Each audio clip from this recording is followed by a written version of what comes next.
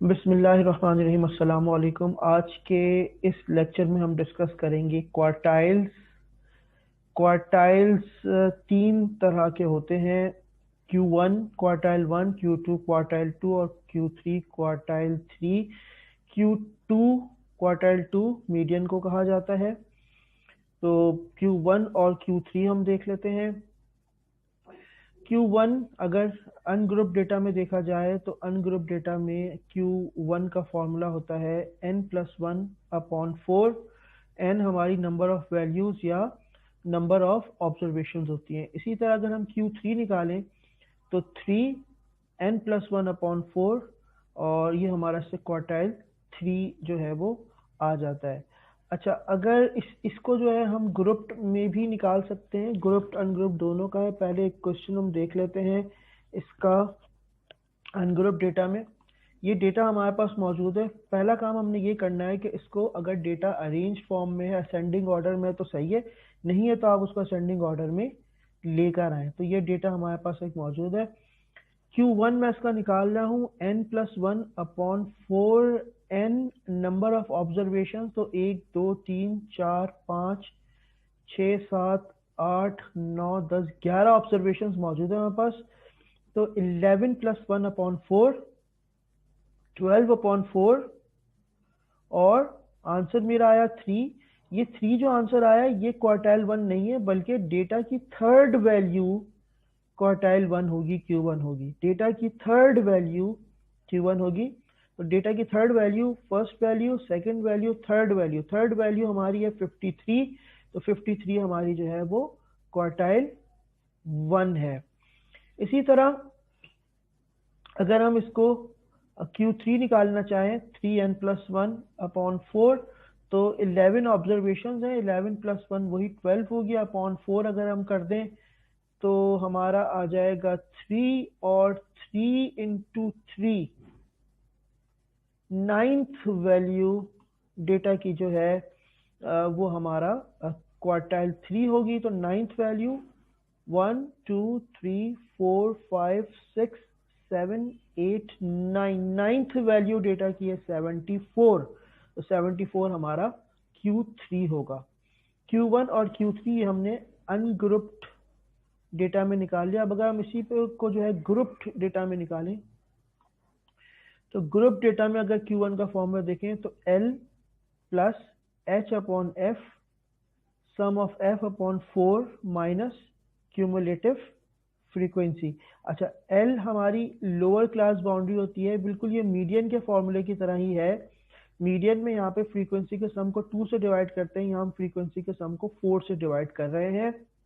H size या height of class interval होता है, F frequency of class interval होती है, L लोअर क्लास बाउंड्री होती है क्वार्टाइल वन की क्लास की, lower class boundary of quartile one class, और CF क्यूमुलेटिव फ्रीक्वेंसी होती है लेस देन वाली, और ये भी जो आपकी Q1 की क्लास होती है उससे एक पहले वाली आपने क्यूमुलेटिव फ्रीक्वेंसी उठानी है।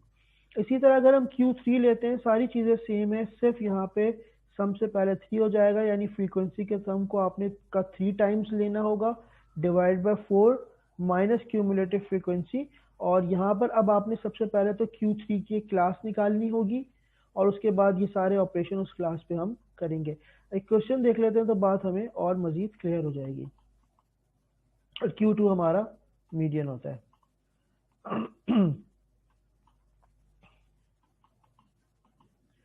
अच्छा जी, ये डेटा में हमें जो है दो चीज़ें दी हुई होंगी। नंबर वन, क्लास इंटरवल मौजूद होगी और फ्रीक्वेंसी हमारे पास आ रही होगी। फ्रीक्वेंसी से हमें पता चल जाएगा कि ये हमारा ग्रुप्ड डेटा है।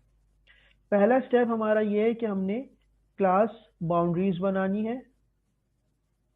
तो क्लास बाउंड्री बनाने के लिए हमने क्या किया, लोअर क्लास से 0.5 लेस किया और अपर क्लास में 0.5 हमने ऐड कर दिया। तो ये हमारी, इसी तरह हमने ये ऑपरेशन तमाम क्लास इंटरवल्स पे कर दिया, हमारी क्लास बाउंड्रीज बन गई। दूसरा स्टेप हमारा cumulative frequency CF less than निकालना है। पहली फ्रीक्वेंसी ले लिया आपने, सेकंड फ्रीक्वेंसी फर्स्ट में ऐड हो गई, 11 5 में ऐड हो गया, 20 16 में ऐड हो गया, 32 आपका 36 में ऐड हो गया और 25 जो है आपका 68 में ऐड हो गया और 7 आपका जो है 93 में ऐड हो गया। तो सम ऑफ फ्रीक्वेंसी और ये इसकी क्यूमुलेटिव फ्रीक्वेंसी का लास्ट नंबर जो है वो सेम होना चाहिए। अब हमने क्या करना है, अब हमने जो है सबसे पहले Q1 का अगर हम फॉर्मूला लगा रहे हैं तो Q1 की क्लास हमें पता करनी है। तो Q1 की क्लास पता करने के लिए हमने जो है फ्रीक्वेंसी के सम को 4 से डिवाइड करना है। फ्रीक्वेंसी के सम को 4 से डिवाइड करना है। तो अगर मैं अपनी फ्रीक्वेंसी के सम को 4 से डिवाइड कर दूं तो मेरा आंसर 25 आया। इस 25 को मैं CF में चेक करूंगा, फर्स्ट में फॉल नहीं कर रहा, सेकंड में फॉल नहीं कर रहा, थर्ड में फॉल नहीं कर रहा, थर्ड से निकल के वो फोर्थ क्लास इंटरवल में आ चुका है। तो इसका मतलब ये हुआ कि मेरी जो क्लास है Q1 वो ये फोर्थ वाला क्लास इंटरवल है, उसको एक बॉक्स में आपने बंद कर देना है। अब इस पूरा ऑपरेशन मैंने इसी क्लास पे करना है। अब सबसे पहले इसकी लोअर क्लास बाउंड्री है 59.5। अगर मैं फॉर्मूला लगा रहा हूँ, ये मेरे पास फॉर्मूला मौजूद है इसका, लोअर क्लास L की जगह पे मैंने रख दिया 59.5। ये आपका आ गया यहाँ, और उसके बाद H साइज या हाइट है, 10-10 का डिफरेंस आ रहा है सब में, 10 का डिफरेंस है। हाइट इसकी 10 या साइज की 10 है, तो 10 मैंने H की जगह पे रख दिया। फ्रीक्वेंसी Q1 की क्लास की जो फ्रीक्वेंसी है वो है 20। ये 20 आपका यहाँ आ गया। फ्रीक्वेंसी का सम अपॉन 4, फ्रीक्वेंसी का सम अपॉन 4 ऑलरेडी हम निकाल चुके हैं 25, तो वो डायरेक्ट हमने यहाँ पे रख देना है, ये रख दिया। और CF इस क्लास से एक पहले वाली क्लास इंटरवल की जो CF होगी जो कि 16 आ रही है, वो हमने CF की जगह पे रख देनी है। तो जब हम इसको सॉल्व करेंगे तो यहाँ से हमने इसको सॉल्व किया, सॉल्व करके फाइनली हमारा आंसर आ गया 64।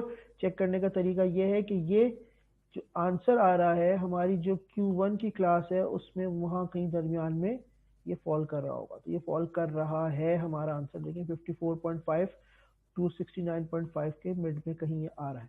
अच्छा, उसके बाद अब नेक्स्ट हमने जो है वो Q3 निकालना है। Q3 निकालने के लिए हमने क्या करना है कि 3 into sum of frequency upon 4 का फॉर्मूला लगाना है। फ्रीक्वेंसी का सम 100 है, 100 अपॉन 4 अगर आप लेते हैं तो 25 था, उसको 3 टाइम्स ले लिया तो ये हमारे पास आ गया 75। CF में चेक करेंगे इसको, 75 जो है फॉल कर रहा है 68 से निकल के इस वाली क्लास इंटरवल में आ चुका है। तो ये जो क्लास इंटरवल हमारी है ये Q3 की क्लास बन जाएगी, क्लास इंटरवल।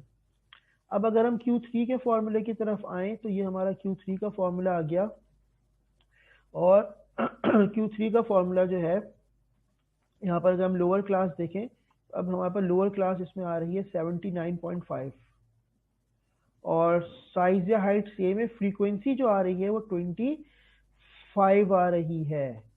तो अब ये फ्रीक्वेंसी जो है ये आपकी आ जाएगी यहाँ पर F की जगह पर।